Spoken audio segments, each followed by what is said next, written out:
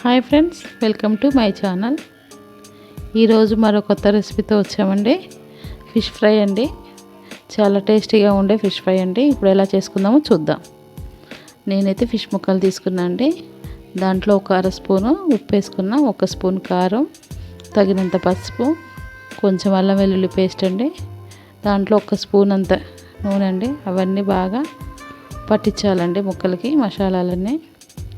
అలా పట్టించుకొని ఒక 10 నిమిషాలు పక్కకు పెట్టుకోవాలి. పక్కకు పెడితే ఆ మసాలా అంతా ముక్కలు పట్టేస్తుందండి.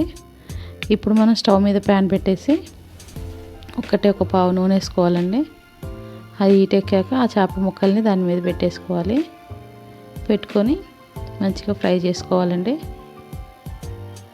అలా పెట్టేసుకున్నాక ఇప్పుడు ఒక పక్క కాలినాయండి బాగా. దాన్ని రివర్స్ చేసుకుందాం మనం. చూడండి బాగున్నాయి. మా ఛానల్ కనుక మీకు నచ్చినట్టయితే మా వీడియోస్ లైక్, షేర్, సబ్స్క్రైబ్ చేయండి. ఇప్పుడు మన ఫిష్ ముక్కలన్నీ రెడీ అయినాయండి. ఒకసారి ఇలా ట్రై చేసి చూడండి, చాలా బాగుంటాయి. పైన క్రంచీ లోపల మెత్తగా చాలా టేస్టీగా ఉంటాయండి.